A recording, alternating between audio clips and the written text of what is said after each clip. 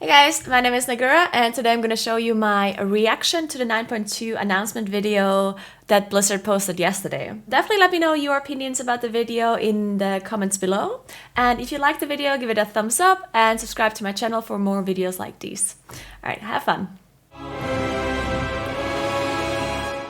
Eternity's End.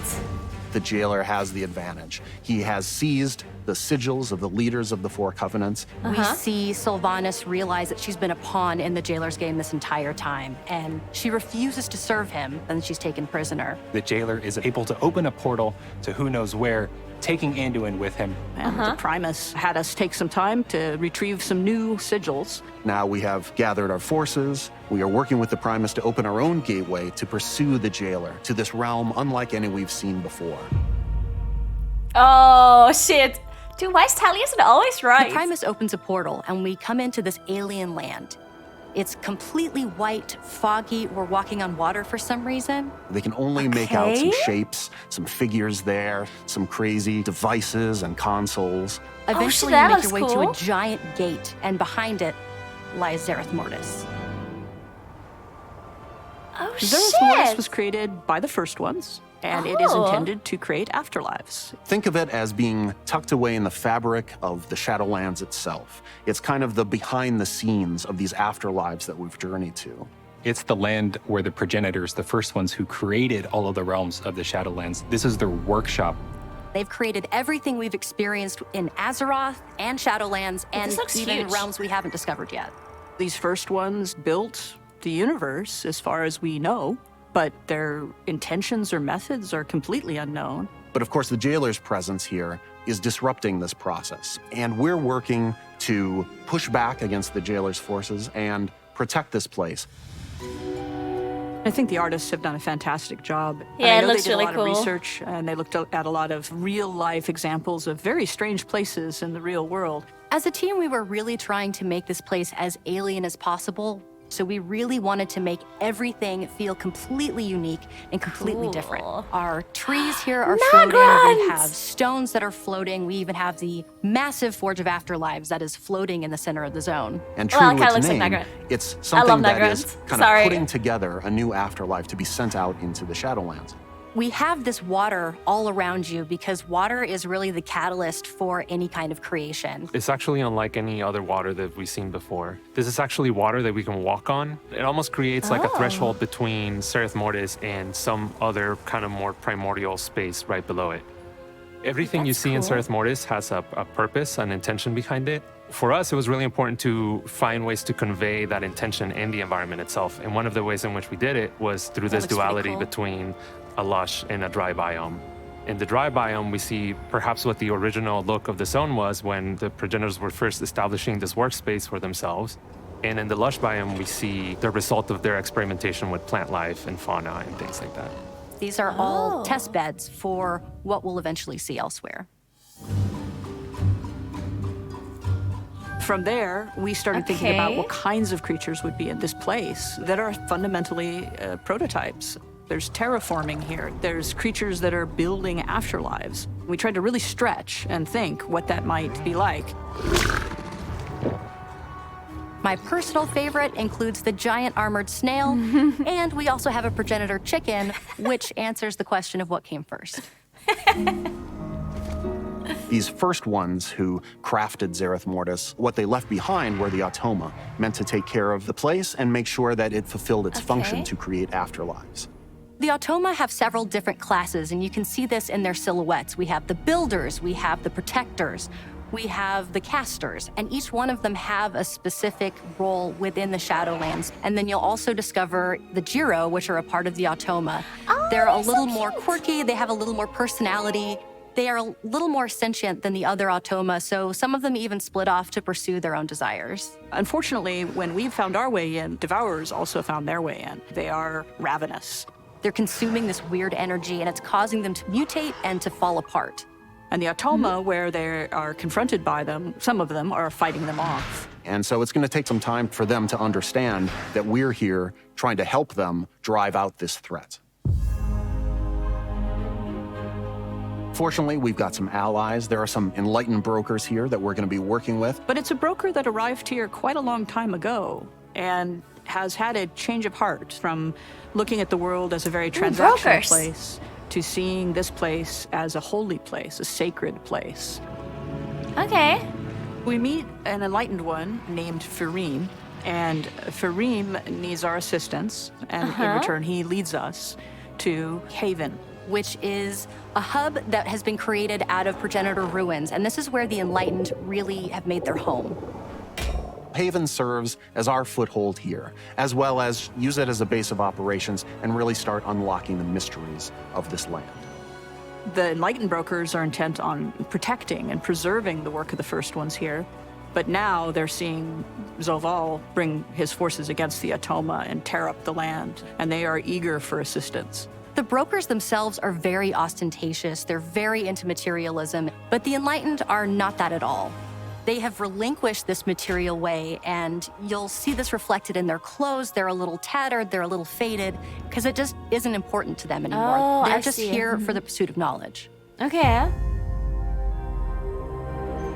That's pretty cool. When players arrive, they're kind of fishes out of water. And one of the first things that we have to do is start learning how to communicate with the Automa. Think of it as a kind of runic language, based in symbols. That's where We the will runes came bond from. with a small construct who's pretty cute, actually. And with his assistance and the assistance of Fareem, we will learn eventually how to understand the symbols through the cipher of the first ones. We'll uncover different parts of this alphabet and start to learn more about the progenitors and Zerath Mortis itself. It Okay. will allow you to unlock new and different forms of content.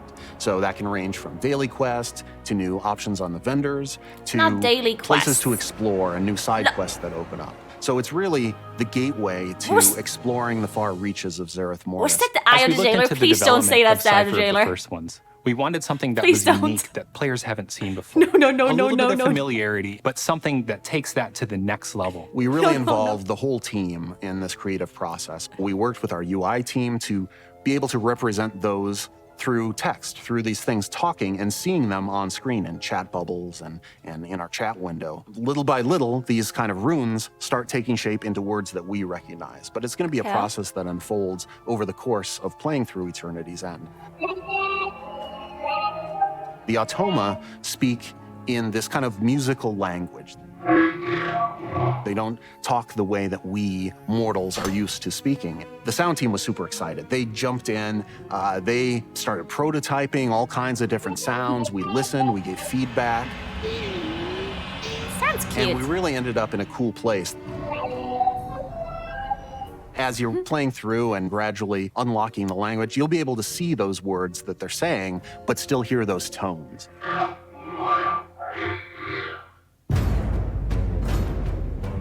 Oh, shit. The jailer's true goal has never really been to escape the Maw or to gain power. He's been focused on reaching this place called the Sepulcher, to go into this place of power and to it's a really raid. rewrite the rules of the universe. Okay. We'll learn that the jailer has breached the Sepulcher of the first ones, and this becomes our new raid for Eternity's End. We're going to gather our forces. We're going to pursue the jailer inside. Once you go inside the Sepulcher, there's some looks mind-blowing cool. visuals. This is a place that should not be able to exist according to the laws of physics as we know them on Azeroth. Just looking out into this impossible that's so sky of seeing these ancient works of the first ones, those laws don't apply to anything we see here. Among the bosses that we're going to face in Sepulcher of the First Ones include the Jailer's forces, maybe a not Dreadlord or two again. that you haven't tied up loose ends with. Okay, that's good. We'll face a Consular. This is similar to a being like Algalon, but the Jailer's gotten to it Okay. and has infused his domination magic into the Consular. Before we get to the Jailer, however, we need to get to Anduin first. Our hope is that we can learn whatever Anduin knows about domination magic. We need to be able to resist it, or better yet, fight it. Oh, shit. Oh, shit. We know players have been waiting a long time for the return of tier sets, and as devs, we have too. It's a great blend of progenitor magic, golds, and those metals, look along pretty with those cool. class-defining silhouettes. Wolves That for looks pretty shamans, cool. pointy things for rogues. It's I gonna like look it. amazing. Our class and combat team was super excited to bring class sets back. This is something that felt really right for the story. We're in the final act of the Shadowlands saga.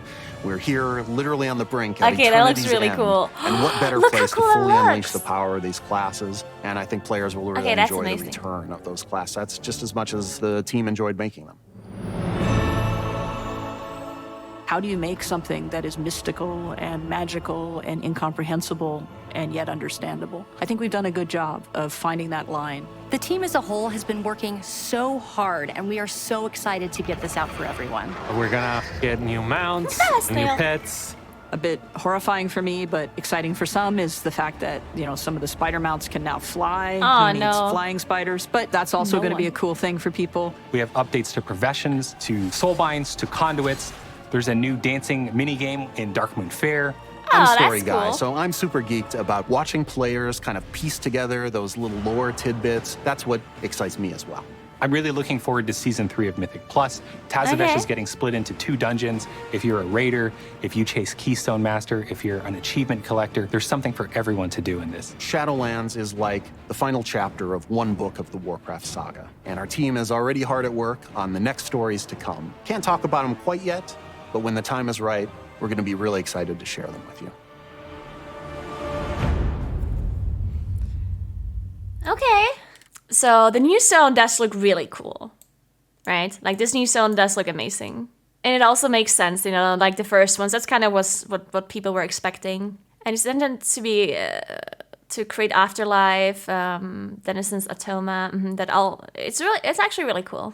It sounds cool. And I also like the whole thing with like the symbols that you're like deciphering and whatever. It's a pretty cool concept, actually. I like it. I also like the walking on water thing. I think that's pretty cool as well. And then the enlightened also seem very interesting. It's like brokers that are just, like there for the knowledge rather than, money or whatever. But yeah, then this is the whole deciphering thing, deciphering the language thing is really cool. The new raid, yeah, the stuff we saw about the raid was really, promising. Obviously, we only have seen, like, the design of it and stuff. And I guess we're fighting Anduin as well. Well, we're fighting Anduin, but not actually killing, I would assume. It seemed like Anduin is not the last boss, obviously, right? Like, we don't know who the last boss is going to be, right? It just says that we're fighting Anduin, and it didn't seem as if it's the last boss. Yeah, it could probably be, like, the first boss to, get further or something. But we didn't really figure out what the last boss is going to be from this raid. It could be the jailer, but it could also not be. It could also be the penultimate boss, yeah, Anduin. So we then fight the jailer as the last boss. There's definitely a bunch of possibilities here, I guess. It's cool that we fight Anduin, though, I think. That's pretty interesting. Then we also saw this, like, Algalon-type boss, which also seems pretty cool. The thing that I don't personally like is having to fight these same old, like, tormentor creatures. Like these, which, kind of makes sense since we're fighting the jailer. So it kind of makes sense that they're there.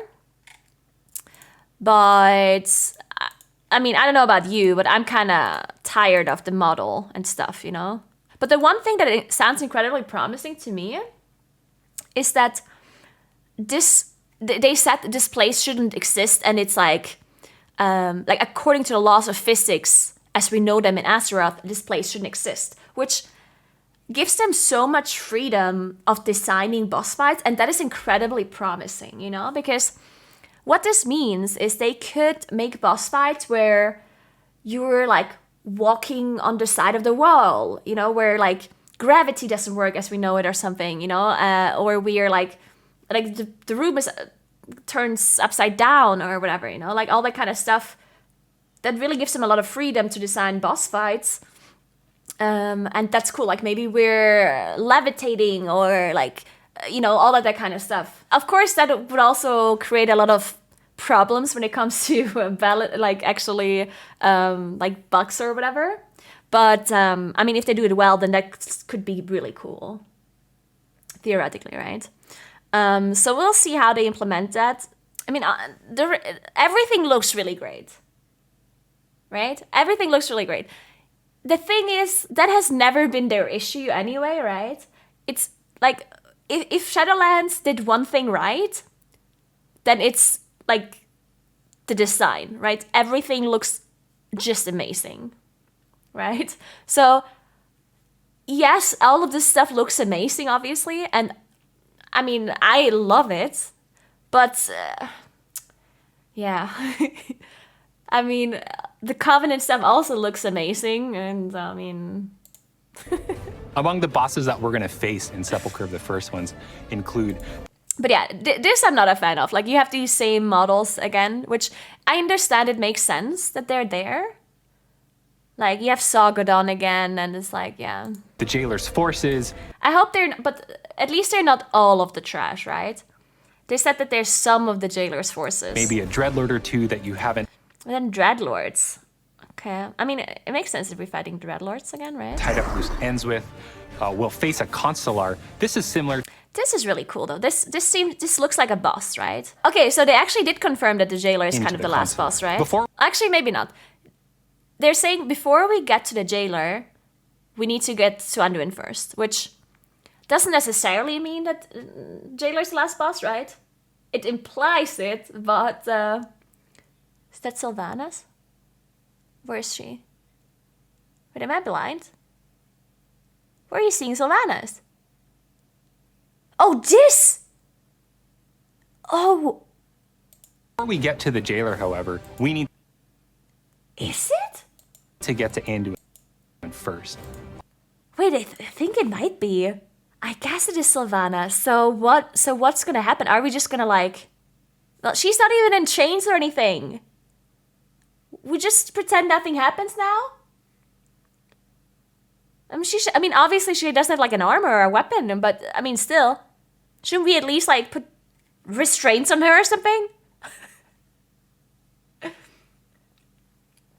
I mean, I understand she's supposed to be a good guy. Anduin first. I mean, our hope is that we can learn whatever Anduin knows. So what kind of punishment is she getting? Like, oh, it's like, no, Sylvanas, you've been a naughty girl. We're gonna take away your armor and your weapons for a week. Like, yeah. Like, come on. The things they announced about the tier sets is literally just the way it looks, and it's pretty clear that the tier sets are gonna be like items, because otherwise they wouldn't be able to have. But I mean, I guess what you can tell by this, by the look, is that it's going to be like a full set, right? It's boots, legs, chest, shoulders, helmet, and gloves, right? Because it's literally like a full set. Harness the power of the first ones by collecting distinctive class armor sets via raid, PvP, or Mythic Plus dungeons. That's... Oh, okay. Set comes with powerful 2- and 4-piece stat bonus that complement your unique abilities. That means it's spec specific, isn't it? Okay, now we're talking. So it's gonna be, okay, I like that. So you're gonna be able to obtain the set in all 3 aspects of the game. Like, you know, major aspects. And it's gonna be spec specific. Ooh, okay, I like that. I mean, my conclusion about this is that it looks amazing. It looks really amazing, and it could be incredibly good, right? Now, the thing, though, is that obviously the things that were bad about Shadowlands are like the way the actual systems work, which they haven't talked about at all, except the fact that M+ drops in dungeons and PvP and raiding, and that it's like spec specific. So the only thing that they talked about how the systems actually work is the stats, and that sounds good, right? For sure. Like, that definitely sounds good. Set does sound good. It still could be a little bit of a pain in the way how you obtain it, if it's still forced personal loot, which, I mean, it sounds like forced. I mean, they didn't say anything about it, right? So we don't know about that. But yeah, everything else, the way the new zone works is going to be, in my mind, it's going to be super crucial on how they make the new zone work. The new zone looks so cool. And they are saying that it's going to be progression based, right? They clearly say that over time, you're going to figure out how to decipher this language, which means it's going to be time-gated content. right? Which in itself is not a bad thing. Like, time-gated content is not bad in itself. It just depends on how they implement it, right? And that's gonna be like crucial to this patch in my mind. Like, is it gonna be another, you have to like kill 50 rares per day? I mean, doesn't this place look huge though? How huge is this place gonna be? I mean, I'm not sure if it's just if that's just like an illusion because there's so many different places, but it actually seems like there's so much stuff, right? Not sure how condensed this stuff is gonna be. Like, maybe each area is like pretty small, but it seems pretty big. Now, as the third and final act begins of the... Oh, but wait. That confirms there's not gonna be any 9.3, right? Like, they're literally saying third and final act. Then, yeah, these maps look cool. I have seen them before, though. Like, a mount like this already exists, right? Then, I like these flying, like, structures and whatever. It looks really cool. I also like the brokers. Man, it's really such a shame. It's such a shame that such an amazingly thought out expansion like Shadowlands is ending up to be such a like bad experience for players because of all the bad systems and stuff. Because I mean, when you listen to these, like when you listen to the developers talk about their vision, and when you hear them talk about their thought process, you know, it's like, oh, and we thought about like alien stuff, and then we had this like water that you can walk on, and water is like the initial like part of creation, which obviously makes a lot of sense, right? Water is like that's what all comes from, right? So having water everywhere, and it's like different water, and it's like this, you decipher the language, and then there's like they speak different, like it's like so much attention to detail, and they're so creative, right? Like it's really it's just so creative and so cool what they're thinking about when they're designing all of this stuff, right? So it really ends up being such a shame that it almost seems like this whole, like their whole work almost gets ruined by the actual systems making players hate it, right? People end up hating the content not because it looks bad or because like the thought behind it is bad or whatever, but literally just because they're forcing content on us and they make us do things we don't want to do, and it's like, oh, it's frustrating, really.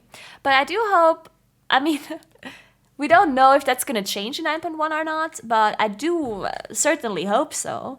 I do certainly hope that they're addressing that very issue. Is the legendary item system supposed to endure in Eternity's End?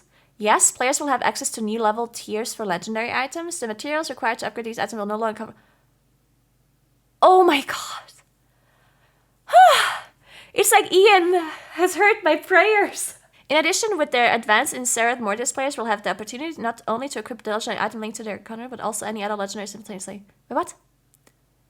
The legendary item linked to their congregation. Oh, like you can have a covenant legendary and another one. You will therefore be able to wear 2 legendary items at a time, one from each category at the end of your journey.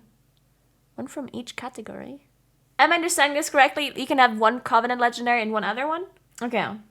Okay, that's really good. Well, I still would have liked if it's like 2 completely individual ones and not Covenant plus.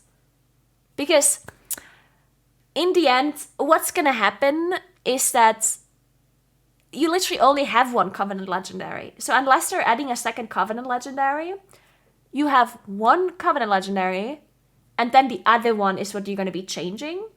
You would have a lot more freedom if you could change both legendaries as much as you want. But I guess Shadowlands is already so complicated with borrowed power systems, with covenants and whatever, that maybe it's better this way. At least they're going to be able to somewhat balance it. So maybe it's better this way. Alright, so I hope you liked the video. I quickly wanted to give you a TLDR kind of opinion, and now that I slept on it as well. Well, I do think that overall the video was promising. I want to say I'm cautiously optimistic about 9.2. Of course, this video didn't really include many details, so we're gonna have to wait for the PTR to come out and we will see how all the systems really work, because the design obviously of this new zone and everything does look great in my opinion, but obviously Shadowlands as a whole also looked great when it came to the design, and that didn't really change the fact that the expansion isn't that good, right? So I think we definitely have to wait for the PTR to have like a proper opinion or conclusion about the patch. So yeah, waiting for PTR, which is probably going to happen next week, and then we will get more information. I am cautiously optimistic because there's a lot of things that they said that they never have said before. Something like they specifically mentioned that it's going to be less grinds. They specifically mentioned that there's like less of a forcing of content, so like Torghast doesn't have to be done anymore. The legendaries are going to be available from different kinds of aspects of the game as well, like from a plus and from PvP and from the raid. And yeah, it seemed like they were listening to feedback a lot more. If that is true or not, we're gonna have to see with the PTR. So yeah, my conclusion is I'm cautiously optimistic. Tell me what you think about it below, and I'm not gonna lie, I definitely am a little bit hyped now about 9.2. They somehow managed to hype me up even though the game is in the state it is at the moment. So yeah. Alright, have a nice rest of your day and I see you in the next video. Bye!